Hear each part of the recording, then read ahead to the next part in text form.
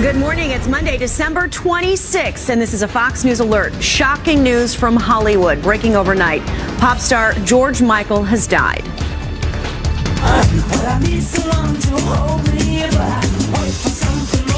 Yes, I gotta have faith. The 53-year-old Grammy Award winner dying on Christmas Day. The reaction from Hollywood now pouring in. Walmart is pulling this controversial clothing line after a police protest, but one retail giant is now refusing to do the same. The outrage is boiling over. Alfie, what did that Clary give you? Show everybody. When you're sleeping, he knows when you're awake. I don't want to. Now, did this happen to you, Lisa? The return, it's on. The rush for that. If not every present under your tree was perfect, mine was. It was. Thank you, Mom and Dad. Good job. We have the stores with the best and worst return policies for you. Fox and Friends First starts right now.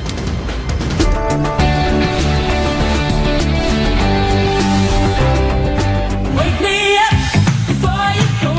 Don't leave me hanging on like a yo-yo. Wake me up before you go. I don't wanna miss it when you hit that high. Wake me up before you go. 'Cause I'm not planning on going solo. Wake me Good morning. You are watching Fox and Friends First on this Monday morning, and I'm Lisa Booth. I'm Jackie Ibanez in for Heather Childers. Thank you for starting your day after Christmas with us. Hope you're having a good one. We start with a Fox News alert and the shocking death of 80s and 90s pop icon George Michael. The former Wham frontman's manager said overnight that he passed away peacefully on Christmas Day due to heart failure. The Grammy winner sold more than 100 million albums with hits like Wake Me Up Before You Go, which I heard right when we started the show here. It was over a career that spanned 4 decades. Wake me up before you go. Don't leave me hanging on like a yo-yo. Wake me And he went on to a skyrocketing solo career, releasing dozens of mega hits like Careless Whisper and Faith. Well, I need someone to hold me, but I wait for something more. Yes, I gotta have faith. And tributes pouring in for the music legend overnight. Elton John writing, quote, "I'm in deep shock. I've lost a beloved friend, the kindest, most generous soul, and a brilliant artist. My heart goes out to his family, friends, and all of his fans." And former Wham bandmate Andrew Ridgeley writing this, "Heartbroken at the loss of my beloved friend Yog. Me, his loved ones, his friends, the world of music, the world at large, forever loved." And singer Boy George writing, "He was so loved, and I hope he knew it, because his sadness today is beyond words. Devastating. What a beautiful voice he had, and his music will live on. As a testament to his talent, I can't believe he is gone." And a live look right now outside Michael's home in London, where he passed away. A somber scene. You can see people there are going to gather a little bit later. Michael is 53 years old. Russia now says pilot error or technical fault is likely to blame for a military plane crashing into the Black Sea. All 92 people on board are confirmed dead in this Christmas tragedy. Rescue crews searching through the night for victims and debris near the coast of Sochi. Mourners paying tribute to the victims at a vigil in Sochi last night. The plane was carrying military personnel, a well-known army choir, and reporters to a Russian airbase in Syria. It was a white Christmas for many, but with it comes bitter cold, harsh winds, and dangerous driving conditions like these right here, right now. Blizzard warnings cover much of the northern plains. North and South Dakota expecting up to 15 inches of snow and 55-mile-per-hour winds. The blast of sleet, snow, and rain expected to make holiday travel extremely treacherous. Long stretches of highways shut down in several states because right now they're just simply too slippery. The wicked weather causing scattered flight delays for millions of travelers heading home after the holiday. So if that's you, be sure to check your flight before heading to the airport. Now turning to politics, President Obama slammed at the national menorah lighting ceremony, a rabbi furious over his decision not to stop a UN vote against Israeli settlements. This as tensions grow between the president and Israeli Prime Minister Benjamin Netanyahu. Kristen Fisher is live in Washington, D.C. with the latest. Kristen, what's going on here? Hey, good morning, Lisa. Well, tensions between the U.S. and Israel had really been rising ever since the U.S. refused to block that UN resolution condemning Israeli settlements in the West Bank. But things really escalated even more overnight when the rabbi in charge of the National Hanukkah menorah lighting, which is held right outside the White House, used this ceremony to publicly criticize the Obama administration's actions. I know that some of us are so sad at what happens there with regard to Israel. We must remember that the way to counter any darkness, any disappointment, is not with harsh rhetoric, not with anger, but by creating light. Now, yesterday, Israel's government accused the Obama administration of not only refusing to block the UN resolution, but also creating and campaigning for its passage. We have rather ironclad information from sources in both the Arab world and internationally that this was a deliberate push by the United States, and in fact they helped create the resolution in the first place. And so it's deeply disappointing that this has been the path of President Obama.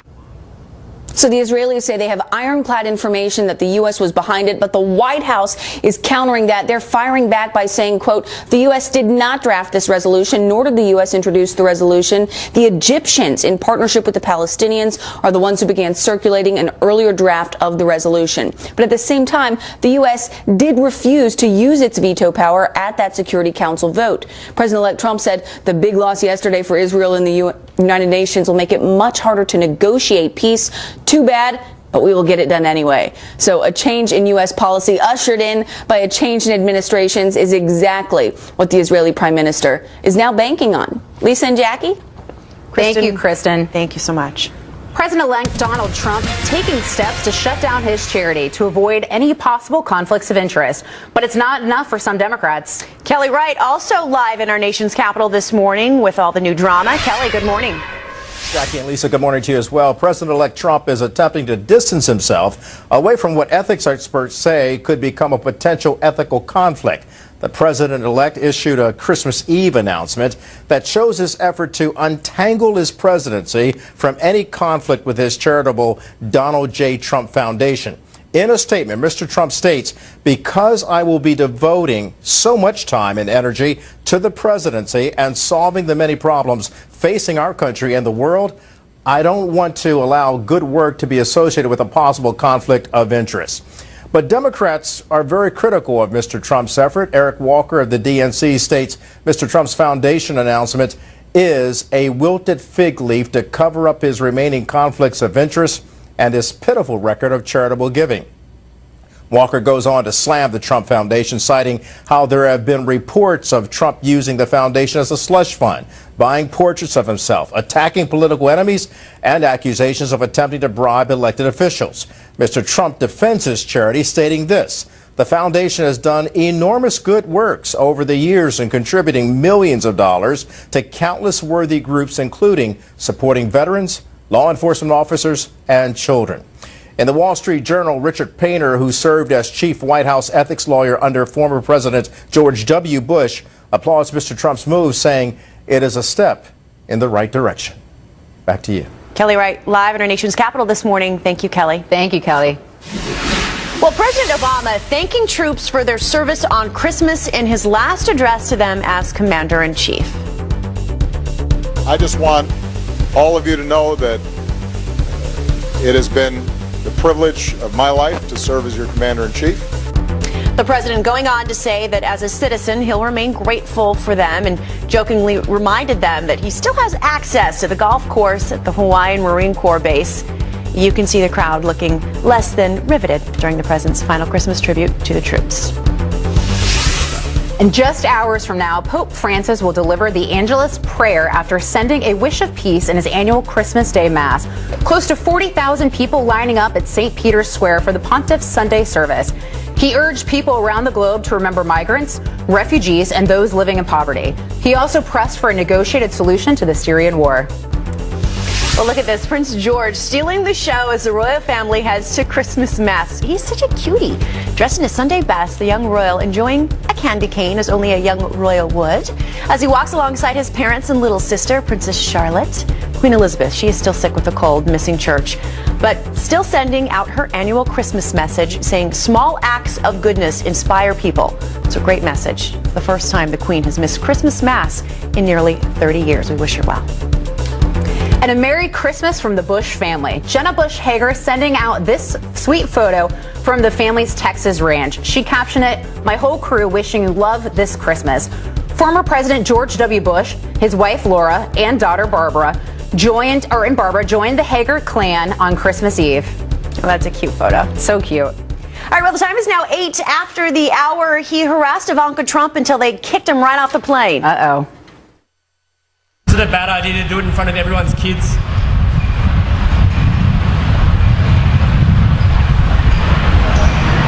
I take it you guys are Hillary supporters?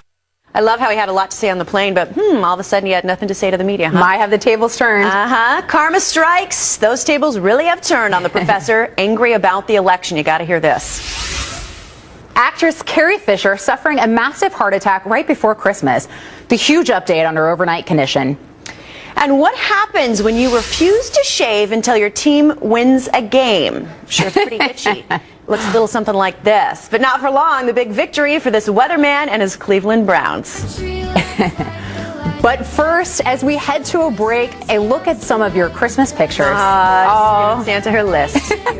Hopefully he's checking it twice.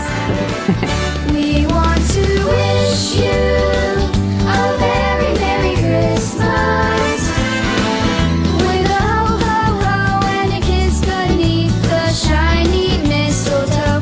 And just remember the reason for the season is to spread goodwill. That's a shot of Midtown Manhattan on this manic Monday. A lot of returns, I'm sure, to be had on this day after Christmas. Thanks for joining us. It's now 14 after the hour. School shootings have become a disturbing reality. Now one college is arming professors to help stop an active shooter, and a sheriff's department is helping make it all happen. Police officers in Polk County, Florida, will train faculty at Southeastern University to carry concealed weapons. It includes completing 100 hours of firearm safety. Professors will also need to pass background checks and drug tests. The only thing that stops a bad guy with a gun is a good guy with a gun. Our goal is to give them shock and awe before they can deliver shock and awe. And coming up on Fox and Friends, Southeastern University President Dr. Ken Engel will tell us more about the program. And Amazon is still selling this controversial Black Lives sweatshirt. Even after the nation's largest police union has complained, the words "Bulletproof Black Lives Matter" splashed across the front. The Fraternal Order of Police sending Amazon a letter condemning it last week. But as of this morning, it's still available on the website. Walmart has pulled the shirt after the officers complained. He was kicked off a JetBlue plane for harassing Ivanka Trump. Can I just ask if you regretted it all, man? Was it a bad idea to do it in front of everyone's kids? But Jackie, might have the tables turned. Matthew Lasner's book, High Life, is getting bombarded by one-star reviews on Amazon by fans of the President-elect Trump's daughter. One person writing, the author seemed angry, bitter, and probably received participation medals throughout life and never learned how to deal with failure. Awesome. Lasner's husband, Daniel Goldstein, reportedly told Ivanka her father was ruining the country and she should be flying private. You know, Lisa, that's what we call karma. Yeah, seriously. Well, Christmas may be over and the gifts may be unwrapped, but there is still someone who needs a miracle this holiday. Jessica Scott is fighting a grueling uphill battle as her 12-year medical struggle rages on. She's on life support, fighting kidney failure and multiple infections from her second double lung transplant after doctors found a hole in her heart. You can help Jessica's family this holiday by donating to her GoFundMe page. Just search for Jessica Scott's Road to Recovery. Prayers for her. Definitely. The time is now 5:16 on the East Coast, and after Josh Earnest's biggest beef for the last 8 years, we're going to get to that next. Given the fact that President Obama has been the most transparent president in American history, and given the fact that he has not gotten much, if any, credit for that. Apparently, we haven't been giving President Obama enough credit. What do you think? And Christmas may be over, but Starbucks, everyone, is still giving how to get your coffee for free this morning. And first, a look at some of your Christmas pictures from over the weekend. So cute. Aww.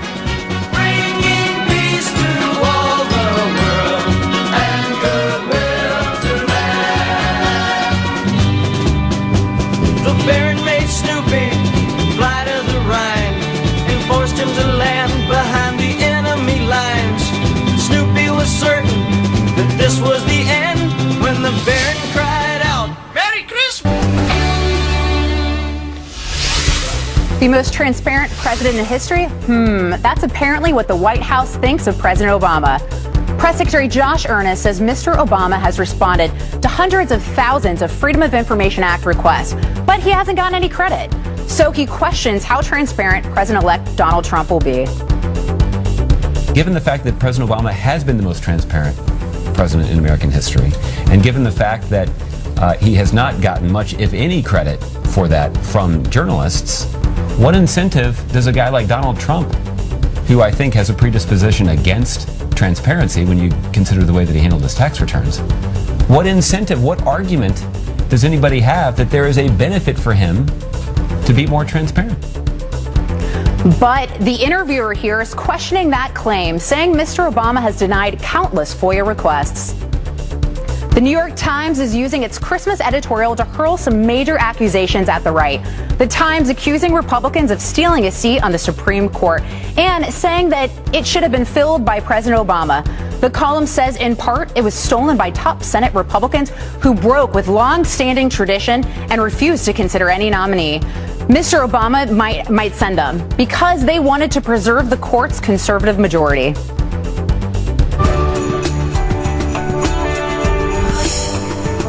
All right, thanks, Lisa. It's now 22 after the hour. They say it's the thought that counts, right? But some presidents, they just kind of miss the mark.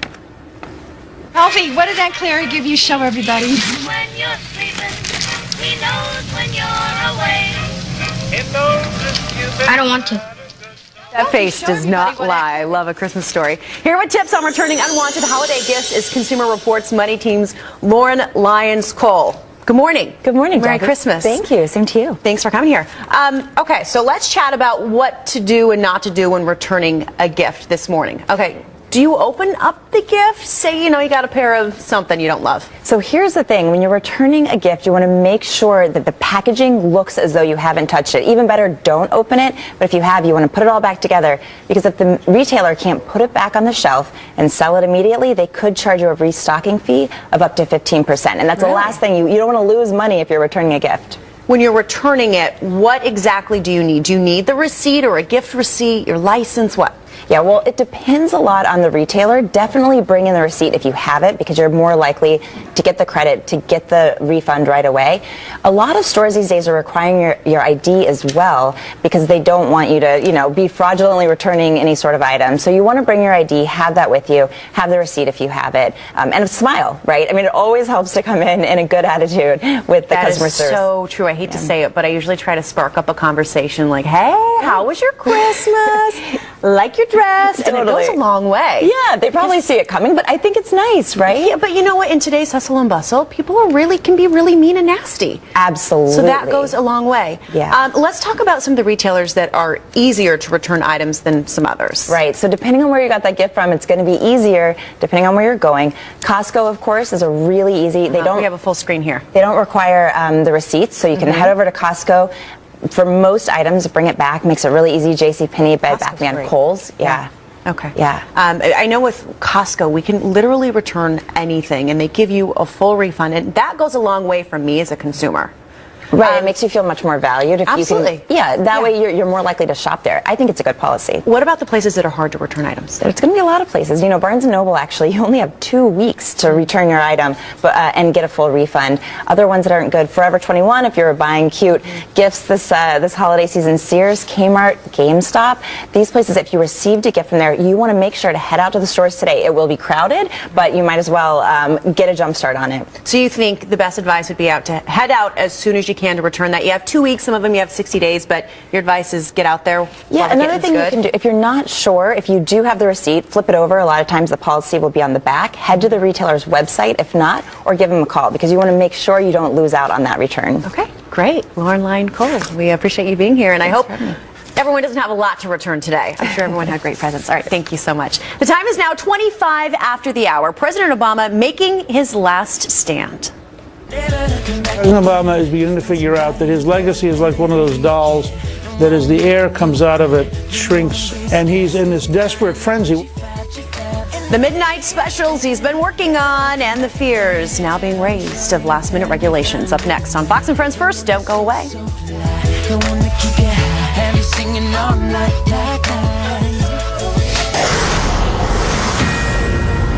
It is Monday, December 26th, and this is a Fox News alert. Shocking news from Hollywood breaking overnight. Pop superstar George Michael has died.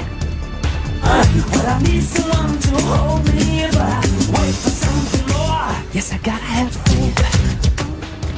The 53-year-old Grammy Award winner dying on Christmas Day. The reaction from Hollywood is pouring in. A TSA alert for you. The rules are changing, where your license will no longer be accepted as a valid form of ID. I just thought it would be funny to pull her over. She's kind of a nervous person. And a police officer making Christmas one that his girlfriend will never forget. The traffic stop that will make your morning. Fox and Friends First continues right now.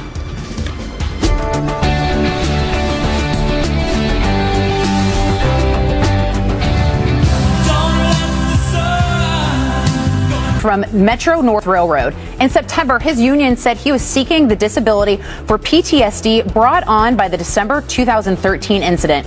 Prosecutors say he fell asleep at the controls, but they declined to prosecute him. Thanks, Lisa. It's meant to keep Americans traveling safe. Soon millions are going to need more than just a driver's license to get through TSA security.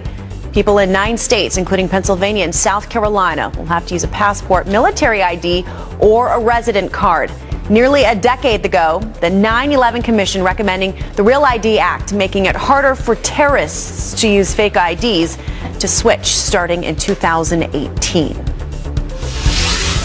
Well, they're worth millions, so why are they collecting food stamps? Drug dealers, senators, and a millionaire with ties to Iranian royalty all are facing charges, accused of stealing our hard-working tax dollars each month in food stamps and welfare. The government reports about $70 million of our money was likely wasted this past year on fraud.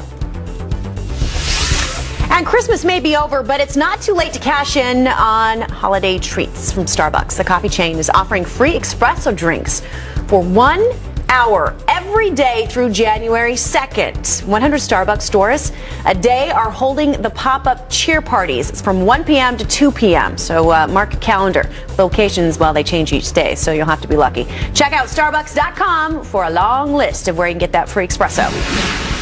And the presents are unwrapped, and the rush to return kicks off this morning.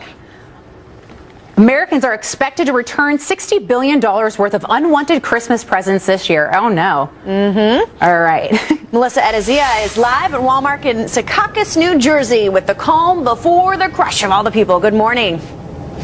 Good morning to both of you. This last few weeks is all about buying gifts, spending, kind of being in the holiday cheer. Today, retailers are preparing for what's going to be, kind of like you said, the calm before the storm of a lot of people coming to spend the gift cards as well as to return the items that they got that they might not really like. Starting today, going for the first 2 weeks into January, there's going to be a huge rush for retailers. Now, in 2014, Americans returned $260 billion in merchandise. That is 66% up from just 5 years ago. More than 20% of all returns happen during the holiday season, which is roughly $60 billion, according to the National Retail Federation. And also interesting fact that not all things that you return actually make it back to the shelf. Total returns lead to 4 billion pounds of excess inventory. To give you a visual, that would fill 220,000 garbage trucks. Now, many brick and mortar stores are welcoming kind of a looser return policy because they're hoping that when you come into the store, you're going to end up spending more so than you would online. Before heading into the store, though, you should probably check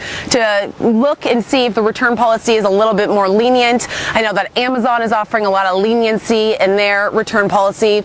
I also read that Macy's is offering a 365-day return policy. So these are things that you should look into before you go into the store. It's going to be a rush. A lot of people are going to be coming in and spending their gift cards, returning what they want. Also, something to note, the most commonly returned items are clothing, and then after that is electronics. So they're suggesting if you were looking for that electronic that you couldn't find, say the Amazon Fire Stick, which is a really hot item this year, you might be able to go to the store this morning and be able to find it. Send it back to you two in the studio. So the most commonly returned, like you said, is clothes and then electronics. Can you imagine 365 days to return something? I would lose it at that point. I won't be returning anything, so thank you, family. I appreciate that. That's a good family. I Very shall not good, say if yeah. I'm returning anything if, or not. If you're watching. All right, thanks, Melissa. The time is now 5:53 on the East Coast, and mall brawls, so much for the holiday spirit. Whoa. The rowdy fights erupting across the country during last-minute shopping sprees. Come on, people, what's going on? It's Christmas. And a seal on the loose. This is a much better story. The giant mammal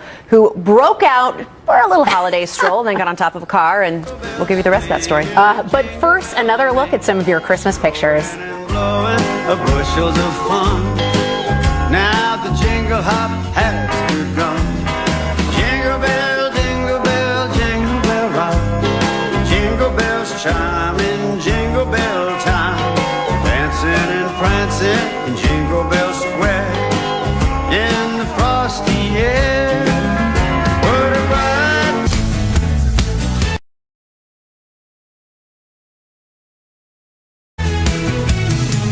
Good morning again. A quick look at your headlines. Brawls breaking out, of course, during last-minute Christmas shopping across the country. Security guards struggling to hold back fitting shops in New Jersey, where punches were actually flying. Two women coming to blows in an Alabama mall had to be separated by security.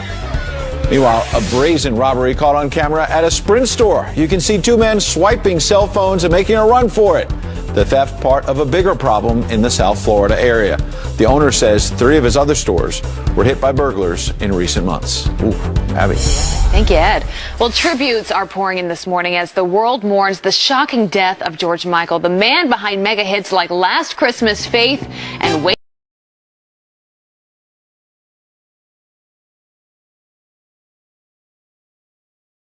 Me Up Before You Go Go.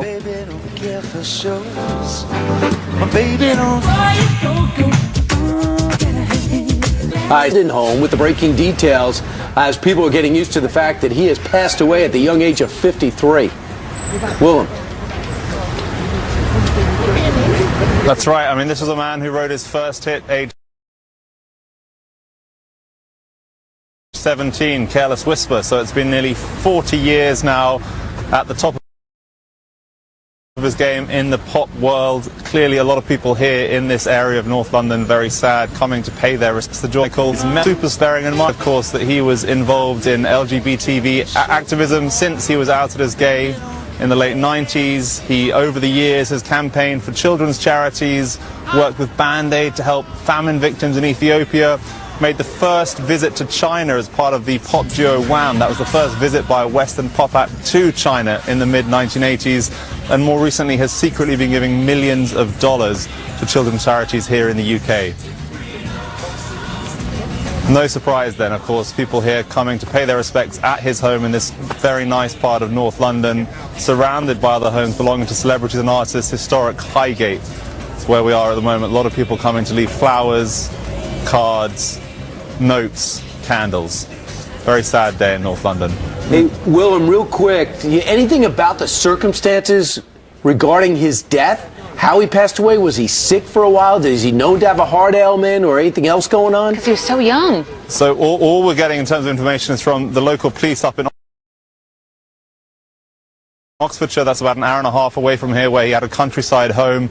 His body was found at about 2 p.m. Ambulance was called there. Thames Valley Police saying they won't be releasing any details until after a post-mortem. What they have said is that the situation was unexplained but not suspicious. Obviously, back in 2011, George Michael very sick with pneumonia. You may remember he was treated in Austria for that.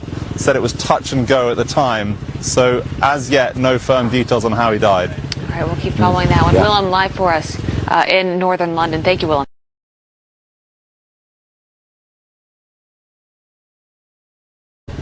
That is a question a lot of people are wondering. 53 years old, so young. Pretty young for. What could have caused him to die at that age? Right. You know? That's this whole thing. I guess we'll find out in the next. Professors here, that school's president coming up. And wondering what to do with all those Christmas leftovers? Chef Mark Tafoya is here to show us how to make 5 tasty meals with just one ingredient. I saw the inner workings of this. I saw it all coming together. The stuff I know will be revealed. But he ends up needing a little bit of help. Poor guy. He's trying so hard, though, Brian. I know. You got to give him an A for effort. And here, I hope he's watching. And here's one you don't see every day. A rabbit. The other one you did, of course. A rabbit opening up a Christmas gift. Slowly but surely getting to the treat underneath its wrapped paper. Wow. And by the way, they'll actually use the wrappers as their bedding. Wow. It's still a lot of money. It's just wrapping paper shredded up. Check out this little canine. Spent Christmas Eve setting up a number of snacks for Santa and the reindeer before going to bed. He wakes up Christmas morning to find a stack of gifts waiting for him. Stop. If your pets loved opening up their presents too, send us your pictures and your video. Friends at foxnews.com. Also love the music that gets bedded in there. It's nice. Like it adds a lot to it. That dog is so well behaved, though. It like put the neck on it himself. I mean, how many animals are in our show? You would think it makes up most of our audience. I mean, we're actually. It just might. It could be. Hey, let's talk about Donald Trump. You know, because he is doing such a good job filling up his cabinet quicker than anyone else in modern times, it hasn't been a story. But there's only 2 vacancies. Week 1, the New York Times said that he was woefully behind. Woefully behind. The whole thing was a disaster. And President Obama says he doesn't even understand the job. And a few weeks later, say, wow, wait, he's going too fast. Hold on. But one thing that he has to his advantage, and you could argue that one of the main reasons why the evangelical community rallied around him was because of the number of court openings that were available and how he could shape the courts with a conservative school of thought. And he's got over 100 court vacancies right now, let alone the one Supreme Court position that's available. Yeah, and there could be more because there's been a lot of talk about more retirements on the court. And as you were saying, that's why a lot of evangelicals who initially had reservations about Donald Trump really doubled down on him. That's a great point. You made that point earlier in the commercial break of the vacancy.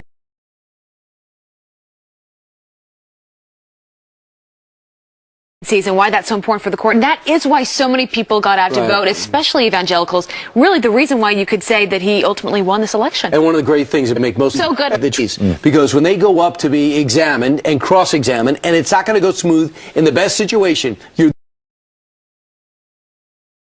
there to question the new Secretary of Defense, Secretary of State. They're going to be tough and there's going to be partisan. They're going to have protection teams to get the word out to try to let them know here's the positive. Like here's how to spin it a little bit. So we've talked about cabinet positions, vacancies on the court, but Newt Gingrich, who knows a thing or two about incoming administrations being Speaker of the House at one point, he said that the biggest challenge for President-elect Donald Trump will maybe be changing the status quo. Here's what he said. Everybody who comes into the city underestimates how really hard to change the city is. I say this as a former Speaker of the House who did a fair amount of change. Right. But boy, I mean, it was all uphill. It was all hard, and in the end, it wore us out. They'll reach a crisis point where they got to look in a room at each other. They're all winners, and they're going to say either we've got to be more reasonable and get along with the city, or we have to become even more unreasonable and break the power structure that's opposing us. My hunch is they'll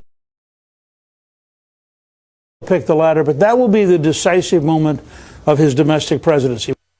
Yeah, I mean, look, Newt Gingrich had a rough week last week, though, because, you know, he says that at the end of the fact that he had said on NPR, that drain the swamp stuff was a campaign thing. Donald Trump maybe didn't really mean it. Donald Trump wasn't happy about it, tweeted out, yes, I did mean it, and then Gingrich by the way, backpedaled. he definitely said it because Corey Lewandowski sat right there and said,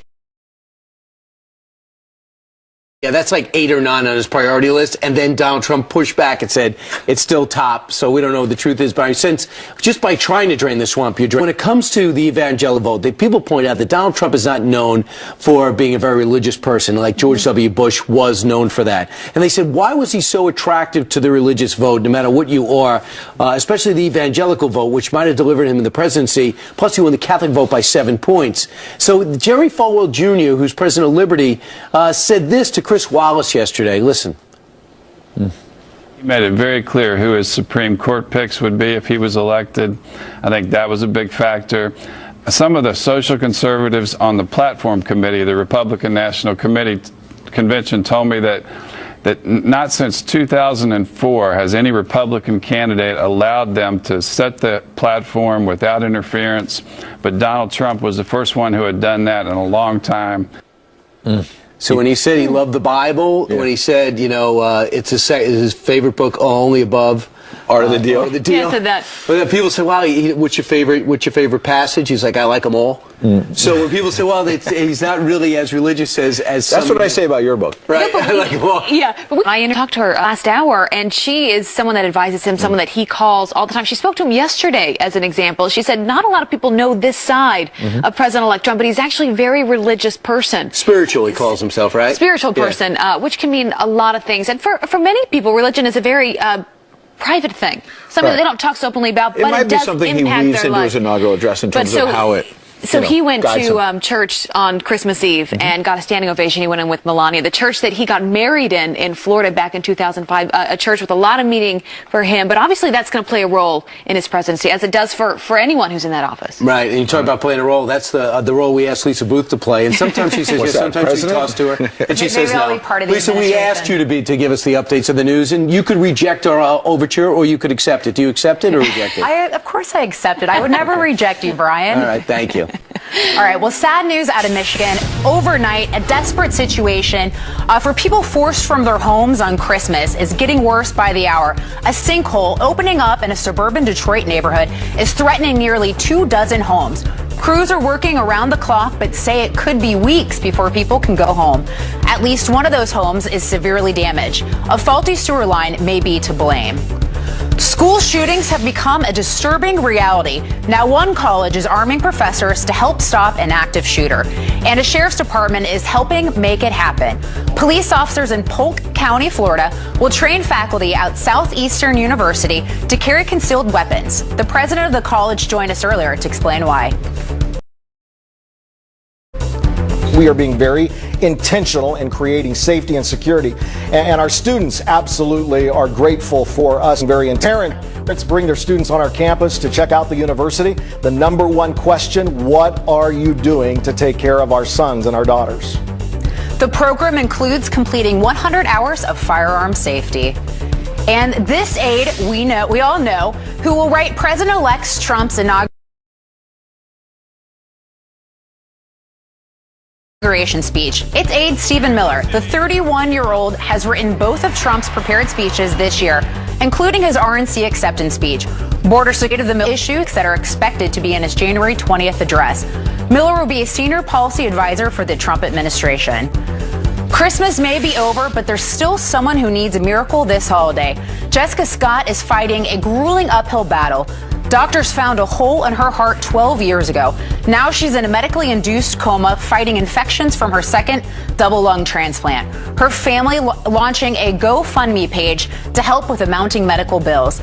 Last hour, just after our story aired, someone made a generous donation of $10,000. If you can help, go to our website, foxandfriends.com.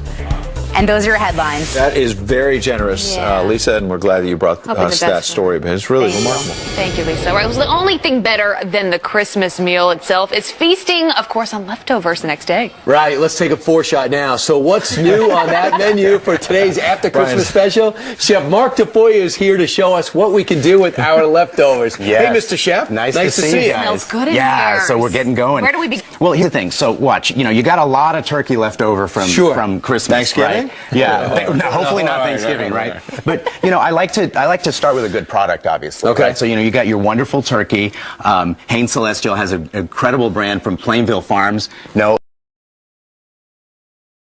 they don't feed it any added antibiotics, anything like that. So it's a good quality ingredient, right? They let their nose run. Yeah, they just let them do what they right. So the day after, you don't want to eat the same Christmas leftovers again. So we're going to give it a different flavor profile. So we got some chili over here. A little twist. Yeah, a little turkey black bean so chili. This is turkey chili. Yeah. And you turkey made from the night before. Yeah, exactly, right. And so you got your little tortilla cups. So the simple thing about this is one of those things you can throw it in the crock pot and forget it, right? You got your onion, peppers, garlic. You saute that up, throw that in the crock pot, and then all the other ingredients you just dump in. But yet I still have food left, and we have other things Yes, to make. We can absolutely. Make. What can we do? So here we go. Watch. I'm going to have you help me with this. What is this called? So this is going to be for the turkey a la king. Okay. Okay. So we're going to start with some butter. Okay, and it's kind of hot. So we're going to immediately, the celery, just trying to help, and a little peppers, right? All right. And then we're going to give that a stir. Okay. Okay. Now this. There we go.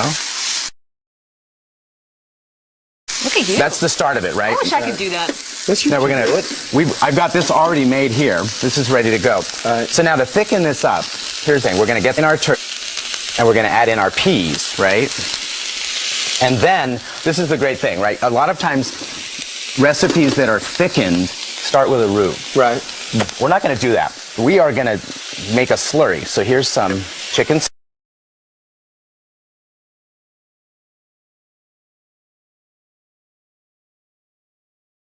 Stock, right, and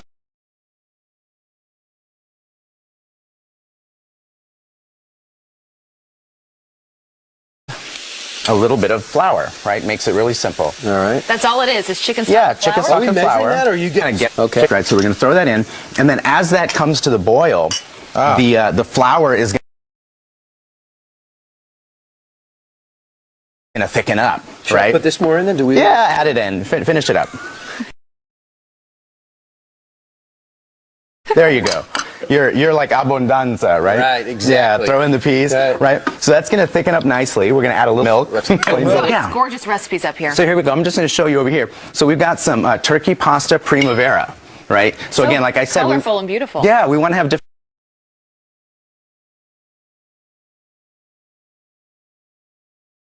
different flavor profiles, right? So this is like a spring kind of profile. There's asparagus, there's some different colored peppers, and some basil. Our church canopy, people come It's spilling all over this. Oh yeah, it's okay. Yeah, you know, you can be messy in the kitchen, right? You got somebody to clean up. So utilize the leftovers. And when they say, at the end of the day, who wants to take this with you? Take it with you because you can do more with it. For sure. Yeah. So we got a lot of great things to do with Plainville Farms Turkey. Chef, we appreciate it. Mark Tafoya. Thank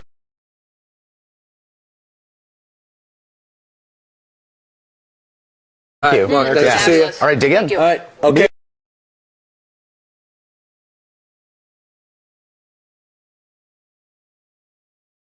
We will, and more importantly, the crew will. And a fed crew is a happy crew. All right, 19 minutes before the top of the hour. President Obama facing backlash from members after rounds one. They don't have to go the entire offseason growing his beard. We'll talk to him this morning. See what he looks like. Thanks for coming in.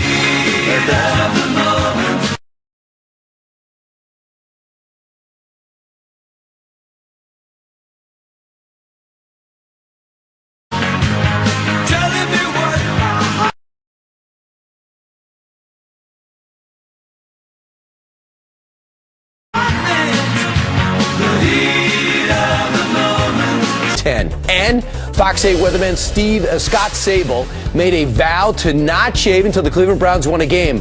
They finally won 2017 over the San Diego Chargers. Scott is slowly shaving his beard this morning. Sable posting this update minutes ago. He's got the beard down to his best President Chester A. Arthur impression right now. Good job. He's ready for 1880.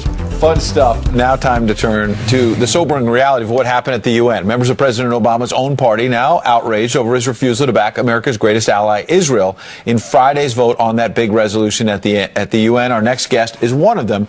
Joining us now to react, Democratic California Congressman Brad Sherman. We appreciate you being here. Good to be Happy with you. holidays as well. Merry Christmas and Happy Hanukkah.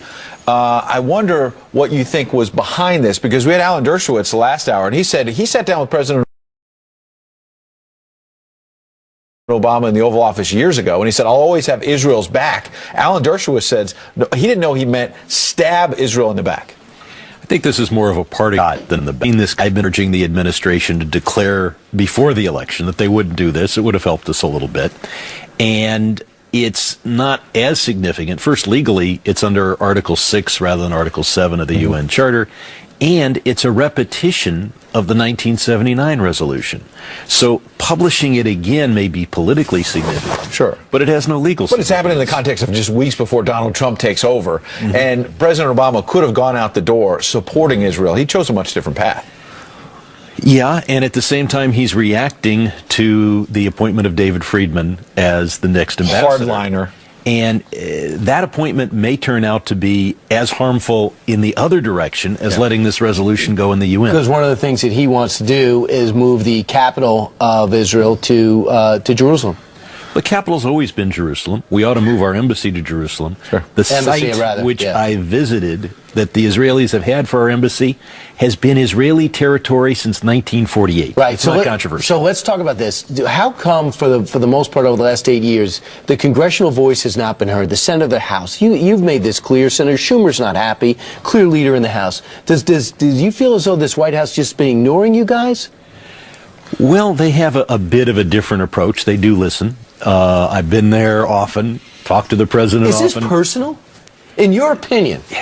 I think it's ideological, not personal, but the personalities have not helped. Right, Obama and Netanyahu. So let's look forward. I mean, we've heard this, but do you see anything positive coming out of this? You're clearly not a supporter of President-elect Donald Trump, but does he have an opportunity here to try for Mideast peace in the days ahead?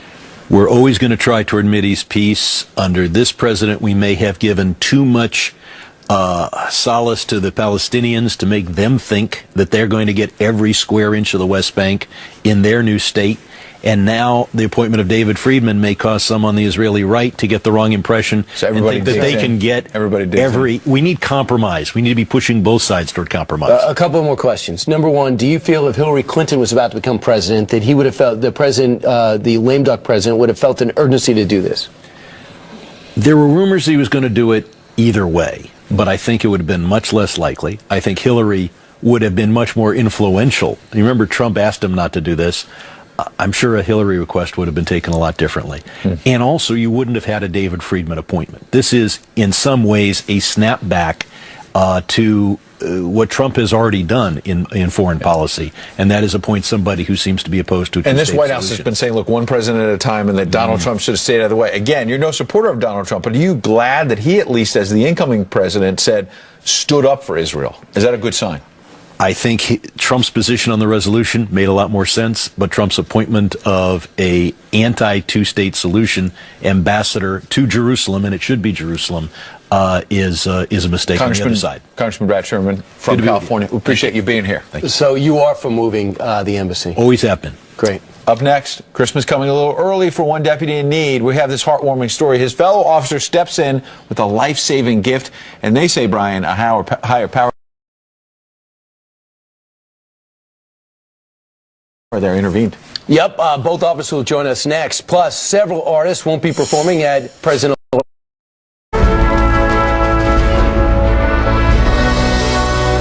We are back with this sweet story. It was the ultimate Christmas that came on the Call of Duty Angeles County Sheriff's Department. Good morning to both of you. Thanks for being here. Good morning. All right, so Kevin, start us off with this story because it's a pretty incredible one. It was, 2014 when Darren found out that your kidneys were underdeveloped, and from that point on, he was determined to help you, not just check in to see how you were doing, but to change your life. Yeah, that's correct. It was in 2014 where Darren found out I was on dialysis. It was due to kidney failure, and he would continuously check up on me. And after some time in 2016, he approached me and wanted to be my donor. He wanted to get tested for it. Darren, why? A lot of people would ask their friends or their family to say, how are you doing? Is everything okay? They check in and they say, okay, and they'd go on with their day. You were determined to actually change his life. Why? Where did that come from?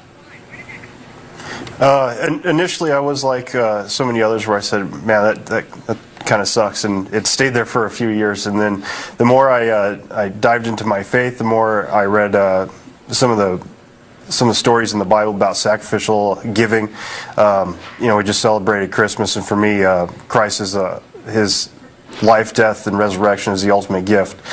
And from that, it shows an example of how I should live and provide for my neighbor.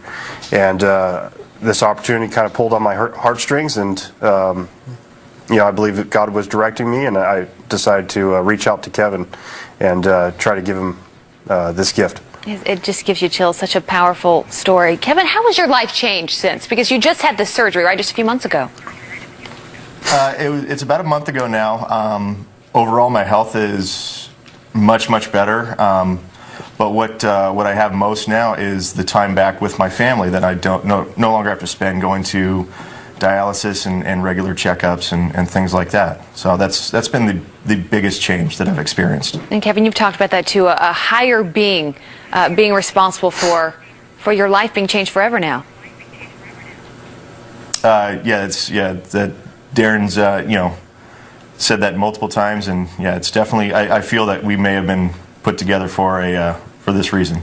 Well, I'm sure, Darren, he's going to want to sort of pay you back somehow, but that's an impossible task. No, it's a gift that's freely given, and I'm humbled and honored to be able to do it, and it's been a great journey for, I believe, the both of us. Well, it's obviously changed Kevin's life, Darren, but just like on Christmas, instead of receiving, giving sometimes is the best gift of all, and that can also change your life. Yeah, I agree, and this, since the donation, it's all been kind of surreal, I'm